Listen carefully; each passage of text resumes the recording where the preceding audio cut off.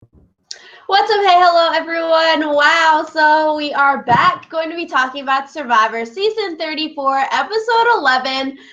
Super crazy week. I feel like right now I'm in the middle of finals, so I've been studying all week, and next week is my last week of classes. That's so crazy. So my name is Rachel.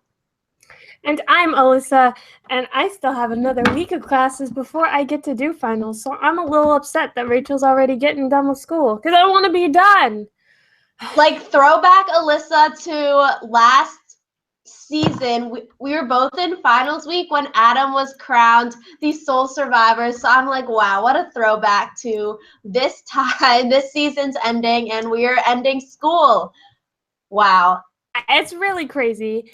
But so this week's episode, I actually didn't watch in real time again, and I texted Rachel, and I was like, you're only allowed to tell me if Andrea goes home. She was like, it's all good, fam. Because obviously Andrea did not go home this episode. But we're going to start from the top and work our way through the episode until we do our next time on Survivor bit. So immediately after last week's tribal council and when Debbie got blindsided. And so like the first thing that Sarah says is, so do you guys want to know who flipped? And I was like, you don't need to own up to flipping, I feel like, especially if there are like multiple people in your alliance, and if you intend on maybe continuing to work with your alliance, then I feel like Sarah could have still made use with her old alliance and not owned up to flipping and still gone with them, and that might have been a good choice for her.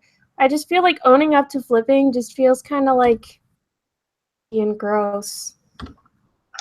Yeah, so like in the last podcast, Alyssa and I were sort of talking about this. We were like, I wonder what Sarah's going to do, like how is she going to remediate sort of what happened at Tribal Council? And I feel like we've seen in the past a lot of people have sort of fucked this part up where like they sort of lie about it or they don't own up to their moves. So I was sort of good. Like I was like good for Sarah. She owned up for her move and she basically, asks people if they were wondering. Then Sarah's like, I did it, which I thought was good for Sarah, I think, in this moment because now like everyone knows she like explains her reasoning behind it and everything. So everyone knows it's like Sarah's the one who flipped. But then also on the other hand, it's also like ew, Sarah is flipping. And like from her last season, because she was in the middle and kept on flipping back and forth and stuff like that, that's why she was voted out.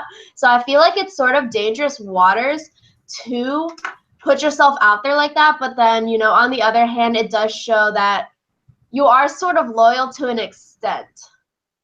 I feel like Sarah showed that like she'll flip, but for a good reason. And like a lot of the things we talked about with Zeke flipping was like Zeke flipping didn't really bring him any extra like strategic leverage, whereas Sarah flipping this time, like there was a strategic reason to do so. And so I guess it's like she showed that she flips for strategy, not because of like whatever. Yeah, and I definitely think Sarah flipping to vote off Debbie definitely made her go up in like the pecking order of the Brad Sierra alliance. And I definitely feel like now that Sarah didn't flip like this episode to not vote out Zeke, I think it's good to show that yeah, like we can talk about it later because I think this is definitely something that Sarah like was going through her mind when she was deciding whether to stay with the group voting out Zeke or to whether to go with like Brad and Sierra and vote out someone on that like on the other side. Yeah, and I feel like we talk a lot about how flipping can be good, but if you flip too many times, then that starts being bad for you.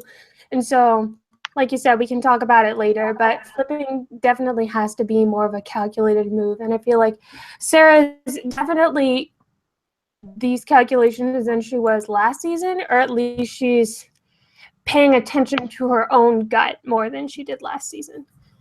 Yeah, Sarah's has gotten a lot of edit, I feel like, these past two episodes, and it might be like a Michelle Fitzgerald thing, like we were saying back in Co-Rung, how when someone starts to get more screen time, you're like, maybe Sarah can win the game after we saw Michelle win the game, after she started to get a little more screen time after the merge.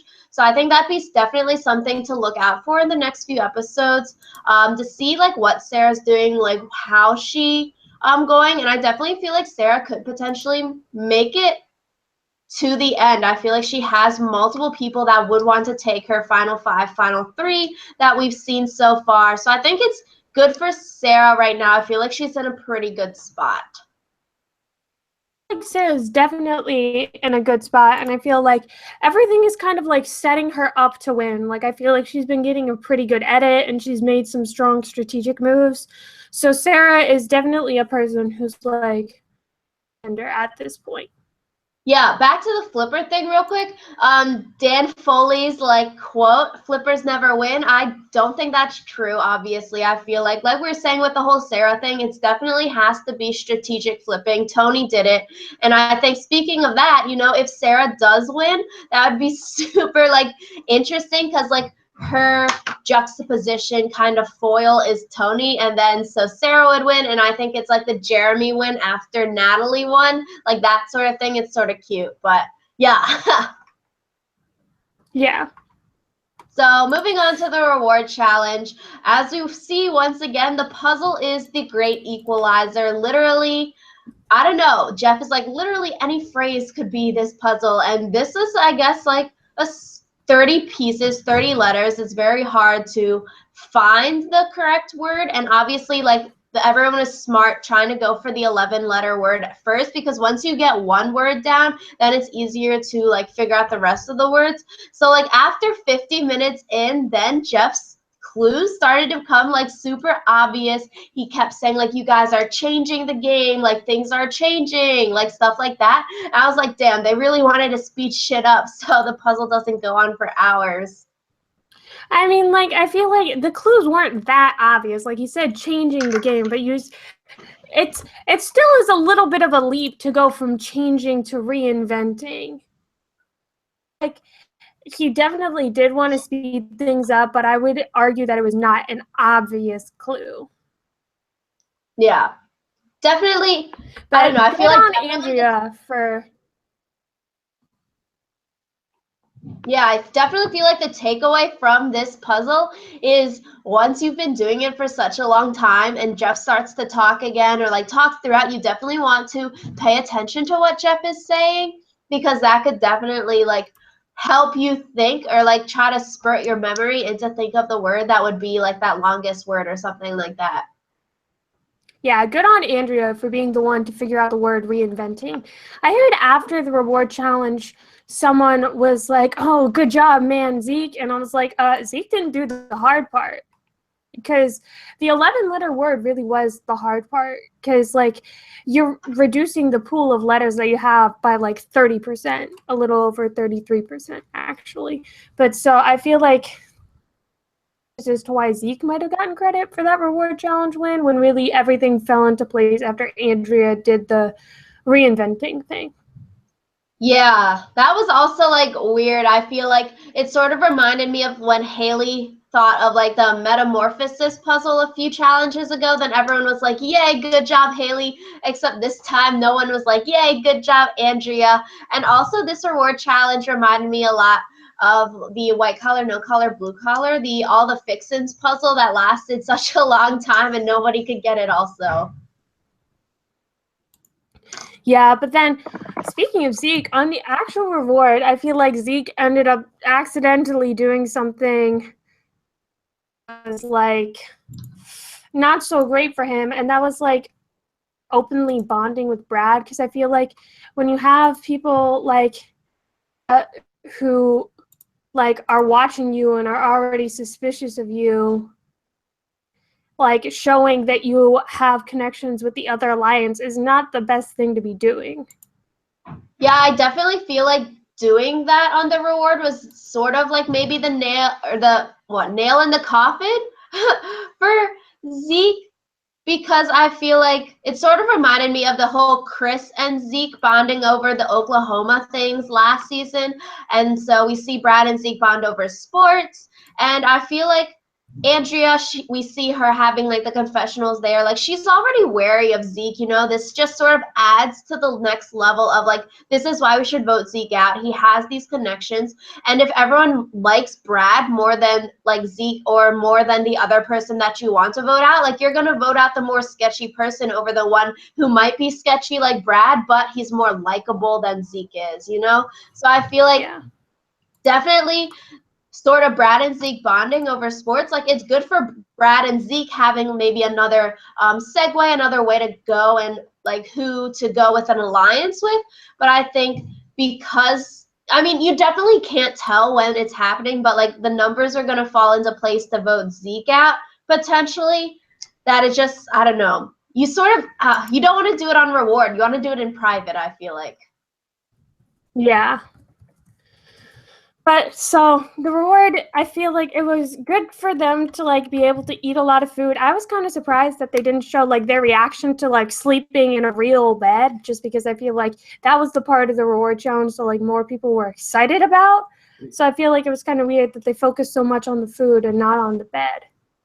It probably wasn't that important, but yeah, so like throughout this time, I was like, damn, you know, Andrea's getting a lot of screen time. She seems very like antsy about wanting to get Zeke out. And I'm like, you know, this sort of isn't good because whenever people get so narrow-minded and focused on getting one person out, it usually like ends poorly for both of them. So I was like, damn, you know, Andrea is being too steadfast in her plan to get Zeke out. But then, so I was like sort of worried for Andrea. I was like, you know, the vote could easily flip to get Andrea out. She's had her name on the chopping block multiple times thus far. So I was like, Andrea needs to cool it right now. But good thing for the immunity challenge, Andrea won. So I feel like she always wins right in like the votes where she needs to. She won the last one when she could have been on the chopping block. This one definitely, I feel like it could have been maybe an Andrea versus Zeke thing if Sarah and Michaela didn't want to vote Zeke out. yeah, I feel like it could have been, like you said, an Andrea versus Zeke thing, but I still don't think that it still is like necessarily a good thing for Andrea that Zeke got out, because I talked about this a little last week where like if someone has a goal in mind and they really want to get to that goal, once they pass it, they might like have a little bit less drive, I feel like. So it wouldn't surprise me if, even though people wanted to get Michaela out or whatever, if Andrea was the next one to go. No, like I 100% agree. I feel like Andrea and Sari, we see really want to get Zeke out because Zeke is too smart, too sneaky. And I don't know, I feel like it's too early for Andrea. I feel like with 10 people left, like getting out your arch nemesis, like your equal or something like that, opposing pair, it's, I don't know, I feel like it's definitely too early. I feel like we saw it last season with Zeke and David with that brawl they had. The timing isn't right for this episode. Both of them didn't make it to the end because I feel like they took out their like top dog other one too early. So I feel like it's too soon for Andrea. Everyone is down to write Andrea's name down. She could have went home multiple times now, and she keeps getting name dropped, which definitely isn't good. So I feel like you're saying, Andrea could be the vote next week because nobody really wants to work with her, whereas we sort of see maybe like Sierra and Sarah could have a bond now. Yeah, I feel like the only good thing for Andrea could be like if she continues to play the game and she continues to play from the bottom. That's like a really interesting thing, because like playing from the bottom can create a really interesting narrative for you at like the final tribal council. Like if she goes like every tribal council, someone wanted to vote me out and I'm still here, that's, I feel like, a more compelling thing than like someone like Joe Anglim who was like, oh, I was immune the whole time. No one ever really had a chance to vote me out. Yeah, so So like, I mean, we do understand like you want to get at the person who's probably gunning for you, but I feel like Andrea let this whole Zeke thing sort of take over her mind. She's like, I'll never forgive Zeke now after he betrayed me and stuff like that. So I definitely feel like the timing isn't right. I feel like, I don't know. Andrea was both Alyssa and I's winner picks. at the beginning of the season before the season started. But now I'm sort of like, it's going to be a hard road for Andrea to make it to the final 3, final 2, whatever. So I don't know. It should be interesting. If she does play the underdog like storyline throughout the next like 2 weeks, since the finale is in like 2-3 weeks, like then I think she could have a good chance at the finale. Yeah, I think it all like remains to be seen. And like this week, I feel like Andrea was in a good position to like vote out her arch nemesis just because she had immunity from the immunity challenge. And so like I feel like this immunity challenge was rather like boring to watch just because there wasn't like a lot of like people dropping their blocks and stuff like that. And I feel like it's always more interesting when you see a lot of people get close and then fail. Yeah. So with the whole Andrea and Cirie thing, we see Sarah, and Cirie's always like, Officer Sarah, has a special thing for Zeke. We have to be sort of wary around her. And so we see Sarah really wants to keep Zeke around for options. They've been together since day one. Sarah and Zeke sort of Sarah has a plan of taking out Sierra this vote, then Andrea, then Ty. So see, even if Sarah wants to vote Andrea out, and they seem like a nice girl pair, like Andrea, not good for her. So Sarah and Zeke have a sort of final 5 deal with maybe Brad, Troyes, and Michaela. But now that Zeke's gone, I feel like Sierra could come in there, or Ty could go in there, depending how things are, and maybe Brad would get kicked out, because we saw last episode that Sierra wasn't planning on taking Brad to a final 3. She wanted to take Sarah and Debbie. And like we were saying, I feel like Sarah is in a good position as long as she doesn't keep flipping. In this episode, she's like, I'm going to decide at tribal council who I want to vote out again, which I definitely feel like isn't good. I feel like that's why I'm glad Sarah sort of stayed with her people this week. So it sort of shows how she's more loyal and like trustworthy, doesn't have ulterior motives with Zeke. I feel like her one thing this episode that could come back to bite her is the fact that she revealed her vote steal, just because like Stephen Fishback always like talks about it, how an advantage is only an advantage when people don't know that you have it. So like if Sarah were to flip again on her alliance, then Cirie has no reason not to say, listen, Sarah has a vote steal, we need to blindside Sarah. I feel like that could potentially be Sarah's Achilles heel in this game. And then also it was kind of foreshadowed that the legacy advantage would come into play next episode, where people would be like making an alliance with Sierra because she reveals her legacy advantage. So I feel like once all of this stuff gets out in the open, surprisingly, Ty has been the only like one who hasn't blabbed, which is not a very like Ty-like thing to do. So And Troyzen, I was like, when Troyzen and Ty had that scene where they were talking, I was like, damn, if they both say they have idols, they would have 3 idols between the 2 of them. They could make so many power plays or something like that.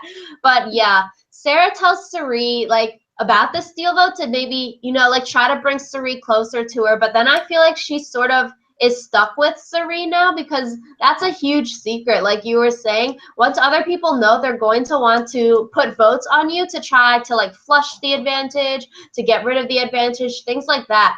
So I don't know how that'll work, but I feel like Sarah, like we see Sierra tell Sarah about the legacy advantage in the preview for next week, but I definitely feel like Sierra and Sarah could maybe have a power duo if they both are like, yo, we got these sick ass advantages, we can use them. And then if they figure out Troyzan and Ty have idols and stuff like that, they might try to merge together as like a super cluster of everyone who has advantages in the game. I feel like the one thing with the legacy advantage is, though, like that practically screams vote me out, because it's like they get to will it to some other person. And I don't know whether or not Sierra will mention that caveat, but like if her alliance can vote her out without her knowing that they were the ones behind it, then they could potentially get a threat out of the game and get an advantage for themselves. Yeah, that's really interesting because technically the legacy advantage was never seen before because these people haven't saw season 33 yet, so they didn't know like how that played out with Jessica and Ken. So it really depends. I feel like Sierra could spin this legacy advantage in any way she wants. I feel like the smart thing would do to tell people like, oh, I have this advantage that lets me be safe on, was it like 5, 6 people left because like the 10 people, 13 people one already 6. passed. So like at 6, she could be like, I have this legacy advantage that lets me stay safe at 6 people, and I can give it to anyone in our alliance. Like I wouldn't mention like, oh, if I get voted out, I pass it down. I would just be like, at 6, one of us is safe, so you want to keep me around so we can use this for each other. If I get voted out, it disappears. Like that's what I would say. I don't know. I feel like even the at 6 this keeps me safe thing could be a dangerous thing to say because like the alliances, they talked a lot last week about how lines are drawn in sand, not in concrete, and anything can come to change the way that the lines of the alliance are drawn.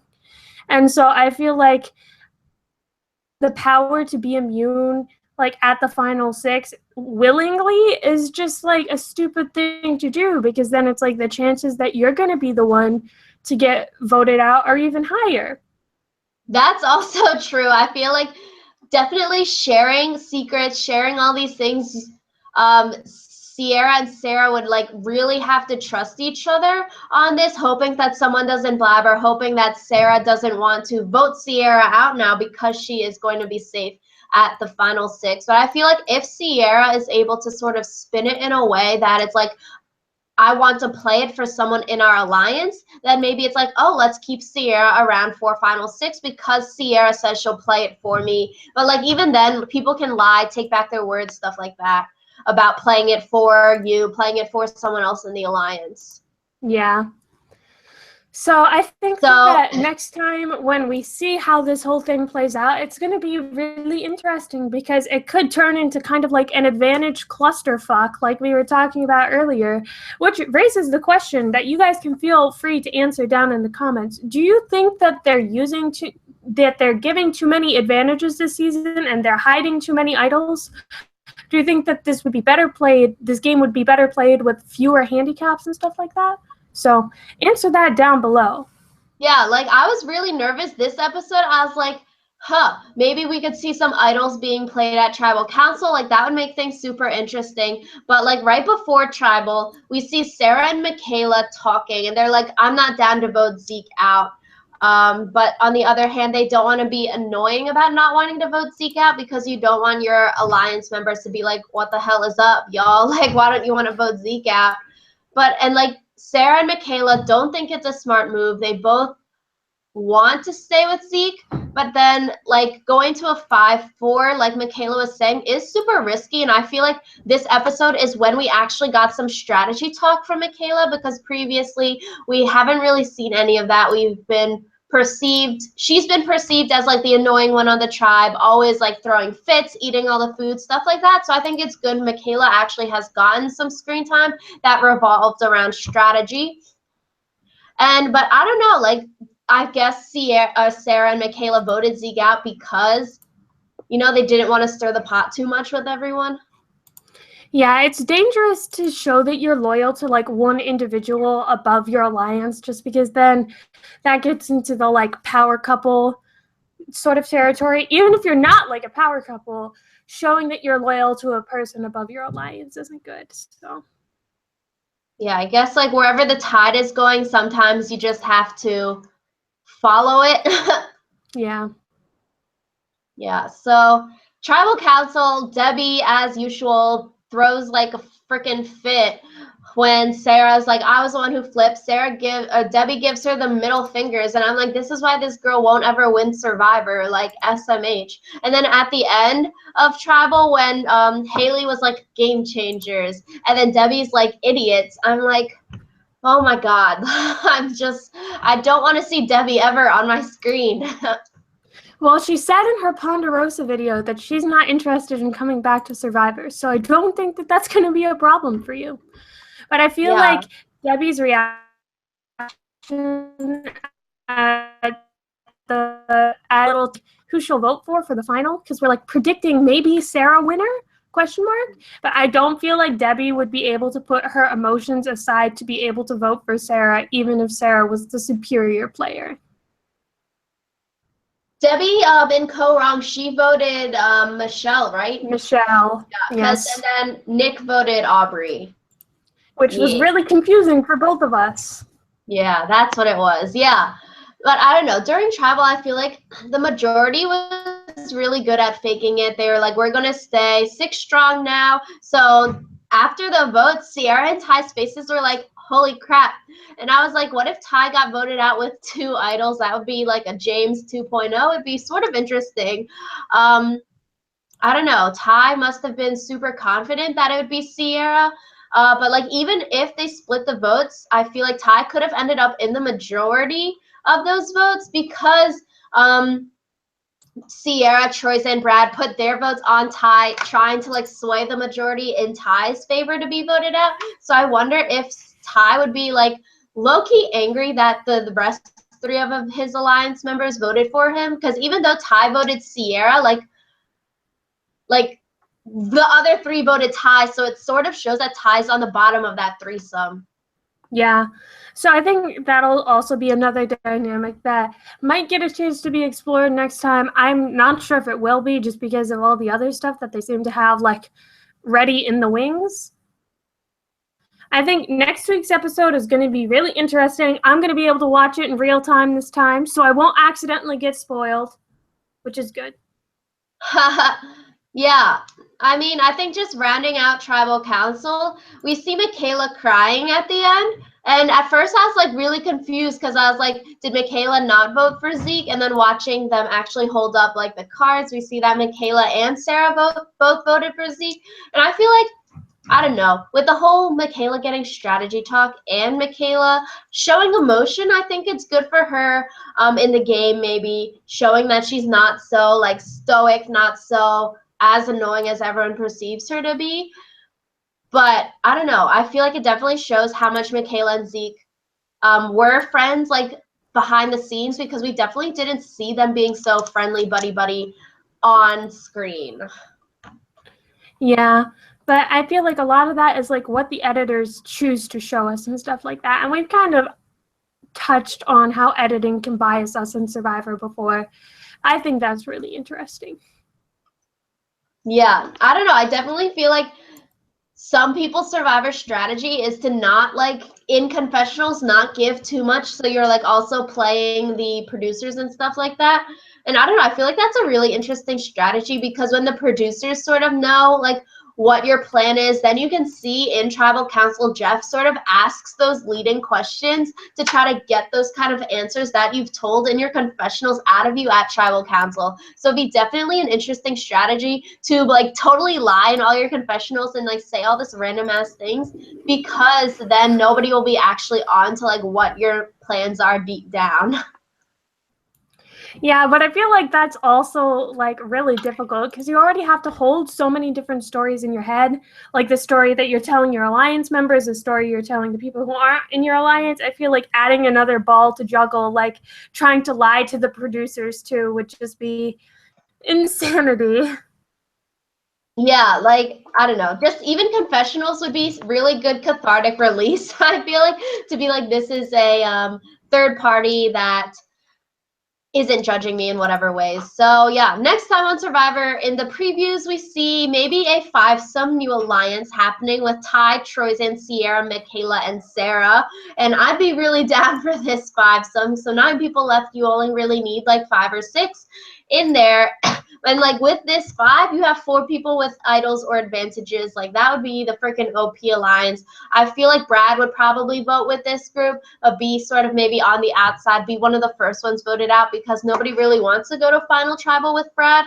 So I think that could be really interesting. I feel like Andrea and Sari definitely, I don't know, I still can't believe Sari's name hasn't come up at all this season. Like, she is a 4-time player, like super good at the game. I feel like it's Andrea and Sari's time maybe to get voted out. It has to happen soon. Yeah, but so with that ominous prediction from Rachel, please remember to answer in the comments below about your opinion on all the advantages being given. We really thank you guys for liking, commenting, subscribing. It's what allows us to keep doing what we're doing, even though we probably still would without that. But it really gives us joy to like be able to talk to you and all of that stuff. And so, yeah, next week, and we'll see you then. Bye. Bye.